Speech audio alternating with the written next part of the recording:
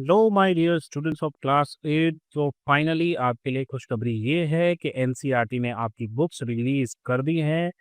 तो हम आज आपका साइंस का फर्स्ट चैप्टर जो है उसके बारे में डिस्कशन करने वाले हैं। चैप्टर का नाम है exploring the investigate world of science और बेसिकली ये एक इंट्रोडक्टरी चैप्टर है जिसमें आपको ये बताया जा रहा है कि आने वाले चैप्टर्स में आप क्या क्या पढ़ोगे और आपको साइंस किस तरीके से पढ़नी होती है।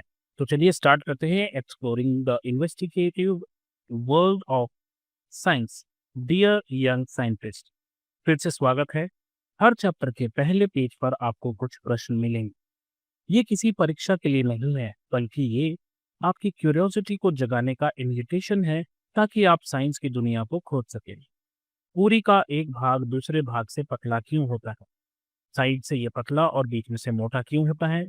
दुनिया के सभी बीचेस और डेजर्ट्स में ज्यादा रेत के पार्टिकल्स हैं या हमारी गैलेक्सी में ज्यादा तारे? क्लास 6 से ही हमने पौधों और जानवरों की अद्भुत डाइवर्सिटी देखी हो। पत्तियों के अलग अलग शेप्स से लेकर तरह तरह के कीड़ों तक नेचर ने इतनी वैरायटी क्यों बनाई है? क्या आपके मन में ऐसा कोई प्रश्न है, सवाल है जो दुनिया के बारे में जानने की क्यूरियोसिटी जगाता है? हमारी जर्नी क्यूरियोसिटी के साथ साइंस की दुनिया में क्लास 8 में भी जारी है। हम चाहते हैं कि आप वही एडवेंचर और एक्सप्लोरेशन की भावना साथ लाएं जो अब तक रही।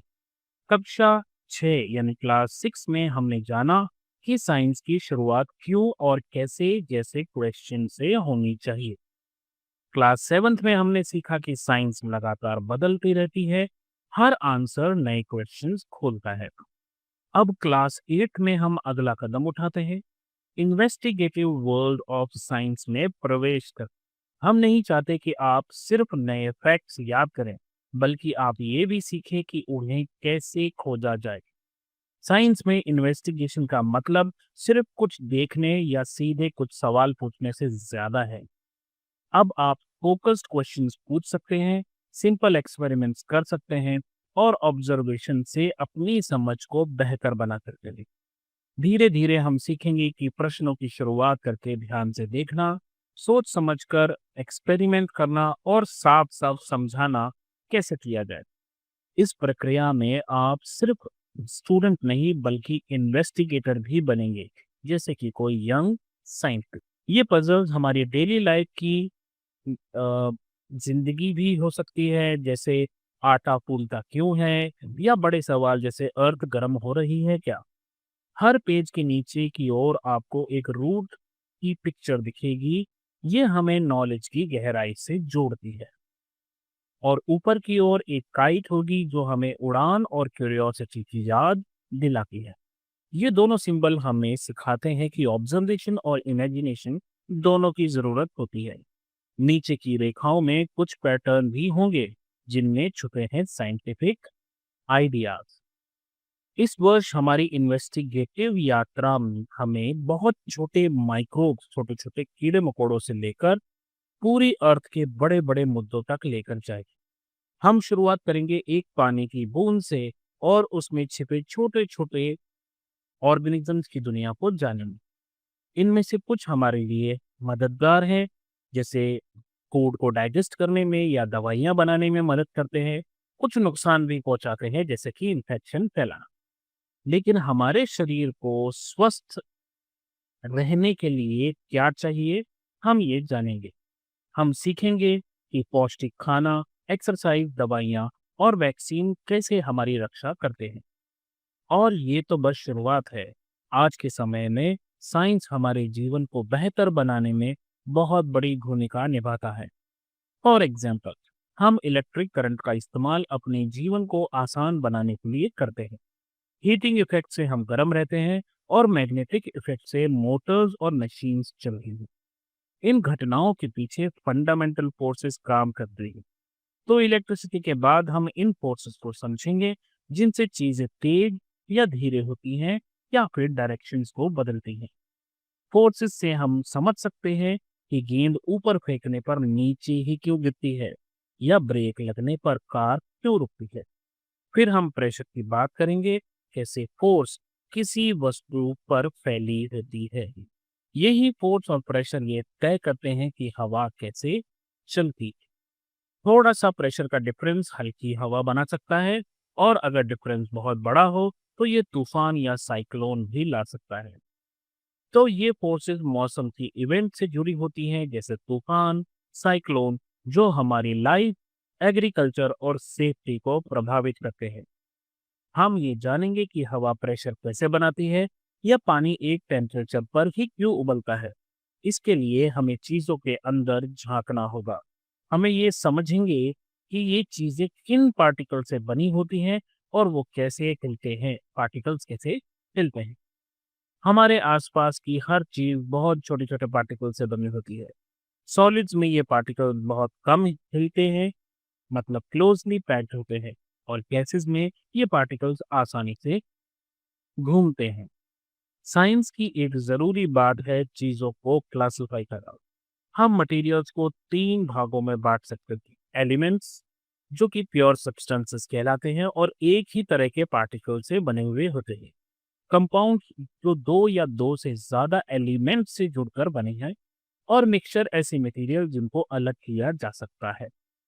जब हम ये जान जाएंगे कि पार्टिकल्स कैसे मिलते हैं, तब हम समझ पाएंगे कि सॉल्यूशंस कैसे बनते हैं। जैसे चाय में चीनी घुलकर उसे मीठा बनाती है। पार्टिकल्स और मिक्सचर की दुनिया से हम आगे बढ़ेंगे लाइट की दुनिया में। हम जानेंगे कि लाइट की रे सीधी और कर्व मिरर पर कैसे रिफ्लेक्ट होती है। हम जानेंगे कि लेंस में लाइट कैसे मुड़ती है, और इससे कई चीजों की काम करने की विधि हम समझ पाएंगे। लाइट के मुड़ने से हम समझ सकते हैं कि चम्मच में हमें इमेज कैसी दिखती है, या चश्मे से हमें साफ कैसे दिखाई देता है। केवल पॉलिश्ड मिरर ही नहीं, रफ सरफेसेस और इवन चांद, आपका मून भी लाइट को रिफ्लेक्ट करता है। अर्थ, मून और सन की स्थिति के अनुसार मून का अलग अलग हिस्सा रोशन रहता है, इल्यूमिनेटेड रहता है, जिससे मून के अलग अलग रूप दिखाई देते हैं। मून की इन बदलती फेजेस को देखकर ही इंसानों ने सबसे पहले कैलेंडर बनाए। सनराइजेस, सनसेट्स और लूनर साइकिल्स की गति को देखकर कई कैलेंडर्स बने। सोचिए, हमारे रोज के कैलेंडर भी दूर कहीं प्लैनेट्स की मूवमेंट पर आधारित है। लेकिन केवल कैलेंडर या सन मून की मूवमेंट ही नहीं, अर्थ पर भी लाइफ और एनवायरनमेंट के बीच अद्भुत संबंध है। हर जीव, चाहे वो छोटा कीड़ा हो या बहुत बड़ी व्हेल, घास की पत्ती हो या पेड़, हवा, पानी, सूरज की रोशनी और दूसरे जीवों से जुड़ा होता है। इनसे मिलकर बनता है इकोसिस्टम, जो अर्थ पर जीवन को संभव बनाते हैं। अंतिम चैप्टर में हम जानेंगे कि अर्थ पर जीवन के लिए क्या बातें जरूरी है। हम ये भी समझेंगे कि आज अर्थ किन खतरों का सामना कर रही है। सूरज एकदम सही दूरी पर है अर्थ से, ताकि जो यहाँ पर पानी है वो लिक्विड ही रहे। यहाँ एटमॉस्फेयर हमें ऑक्सीजन देता है और अल्ट्रा वायलेट रेज से बचाता है। लेकिन इंसान के काम छोटे छोटे बदलाव लाकर अर्थ का टेम्परेचर बढ़ा सकते हैं। इससे क्लाइमेट में बदलाव आ सकते हैं, जो कि खतरनाक हो सकते हैं। इन प्रॉब्लम्स का रीजन भी हम ही हैं, और सॉल्यूशन भी हम ही निकाल सकते हैं। हमें साइंस का इस्तेमाल करना होगा, ताकि हम इन बदलावों को समझें और सही कदम उठाएं। साइंस में ऑब्जर्वेशन, मेजरमेंट, एक्सपेरिमेंट जैसी बातें हमें हेल्प करेगी। चुनौतियां आसान नहीं होंगी, लेकिन हो सकता है आप में से कोई उन्हें क्यूरोसिटी से सॉल्व करने की कोशिश करे। अब साइंटिस्ट की तरह सोचने के लिए आइए वापस उस सवाल पर चलें: पूरी का एक भाग पतला क्यों होता है? ध्यान दीजिए, साइंस हर जगह है। आपको एक्सपेरिमेंट करने के लिए बड़ी लैब में जाने की जरूरत नहीं है। आपका किचन भी एक अच्छी जगह है, जहां आप ऑब्जर्व और क्वेश्चन कर सकते हो। बस क्यूरियोसिटी, ध्यान से देखना, और क्या हो अगर जैसे सवालों से शुरुआत करनी है। क्या आपने देखा कि पूरी या भटूरा गर्म तेल में डालने पर फूलता है, या जब फुलका सीधे आग पर रखा जाता है तो वो गुब्बारे जैसा फूल जाता है? ये सब बातें भी एक साइंटिस्ट सोच सकता है, और आप भी। आइए देखें कि इस एक वैज्ञानिक तरीके से कैसे समझ सकते हैं। पहले हम एक साइंटिफिक सवाल पूछेंगे, कौन सी बातें पूरी को फूलने में मदद कर सकती है या बदल सकती है। इसके लिए हमें एक्सपेरिमेंट करना होगा। हमें सोचना होगा कि क्या क्या चीजें हम बदल सकते हैं और क्या क्या ऑब्जर्व कर सकते हैं। जैसे पूरी का मोटापा और आकार बदल सकते हैं। हम अलग अलग फ्लोर, आटा ले सकते हैं, मैदा ले सकते हैं। इन सब चीजों का इस्तेमाल कर सकते हैं।